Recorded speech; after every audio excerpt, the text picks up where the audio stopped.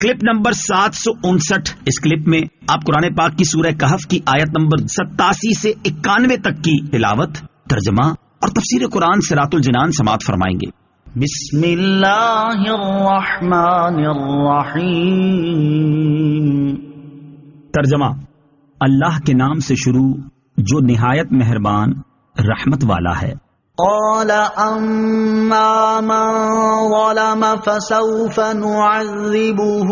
ثم يرد الى ربه فيعذبه عذابا نكرا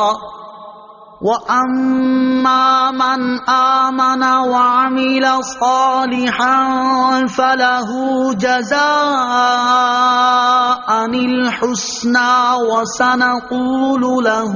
مِنْ أَمْرِنَا يُسْرًا۔ ترجمہ: کہا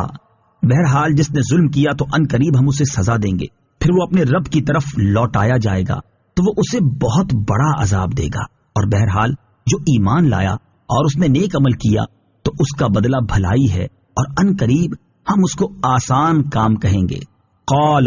کہا۔ اس آیت اور اس کے بعد والی آیت کا خلاصہ یہ ہے کہ حضرت ذوالقرنین نے اللہ تعالیٰ کی طرف سے حکم ملنے کے بعد ان نبی علیہ الصلوۃ والسلام سے عرض کی یا اپنے پاس موجود خاص ساتھیوں سے کہا،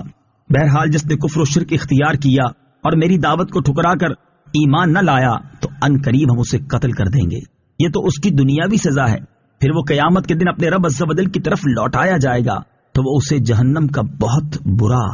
عذاب دے گا، اور جو ایمان لایا اور اس نے ایمان کے تقاضوں کے مطابق نیک عمل کیا تو اس کے لیے جزا کے طور پر بھلائی یعنی جنت ہے، اور ان قریب ہم اس ایمان والے کو آسان کام کہیں گے اور اس کو ایسی چیزوں کا حکم دیں گے جو اس پر سہل ہوں، دشوار نہ ہوں۔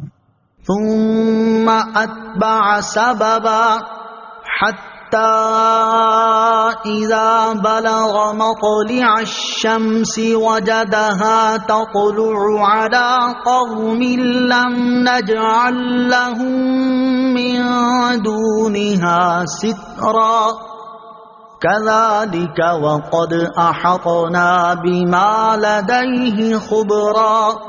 ترجمہ: پھر وہ ایک راستے کے پیچھے چلا یہاں تک کہ جب سورج طلوع ہونے کی جگہ پہنچا تو اسے ایک ایسی قوم پر طلوع ہوتا ہوا پایا جن کے لیے ہم نے سورج سے کوئی آڑ نہیں رکھی تھی۔ بات اسی طرح ہے، اور جو کچھ اس کے پاس تھا سب کو ہمارا علم محیط ہے۔ ثم،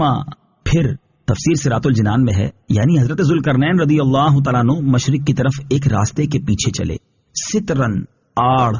تفسیر صراط الجنان میں ہے، مفسرین فرماتے ہیں کہ وہ قوم اس جگہ پر تھی جہاں ان کے اور سورج کے درمیان کوئی چیز، پہاڑ، درخت وغیرہ حائل نہ تھی، اور نہ وہاں زمین کی نرمی کی وجہ سے کوئی عمارت قائم ہو سکتی تھی، اور وہاں کے لوگوں کا یہ حال تھا کہ طلوع آفتاب کے وقت زمین کے اندر بنائے ہوئے تہ خانوں میں گھس جاتے تھے اور زوال کے بعد نکل کر اپنا کام کاج کرتے تھے۔ کذالک، بات اسی طرح ہے، تفسیر صراط الجنان میں ہے، یعنی حضرت ذوالقرنین رضی اللہ تعالیٰ عنہ کی بادشاہی کی وسعت اور ان کا بلند مرتبہ جو ہم نے بیان کیا، ان کا معاملہ اسی طرح ہے۔ مفسرین نے کذالک کے معنی میں یہ بھی کہا ہے کہ اس سے مراد یہ ہے کہ حضرت ذوالقرنین رضی اللہ تعالیٰ عنہ نے جیسا مغربی قوم کے ساتھ سلوک کیا تھا ایسا ہی اہل مشرق کے ساتھ بھی کیا، کیونکہ یہ لوگ بھی ان کی طرح کافر تھے، تو جو ان میں سے ایمان لائے ان کے ساتھ احسان کیا، اور جو کفر پر اڑے رہے انہیں سزا دی۔ وقد احطنا بما لدیہ خبرا، اور جو کچھ اس کے پاس تھا سب کو ہمارا علم محیط ہے۔ تفسیر صراط الجنان میں ہے، اس آیت کا ایک معنی یہ ہے کہ حضرت ذوالقرنین کے پاس جو فوج، لشکر، آلات جنگ اور سامان سلطنت وغیرہ تھا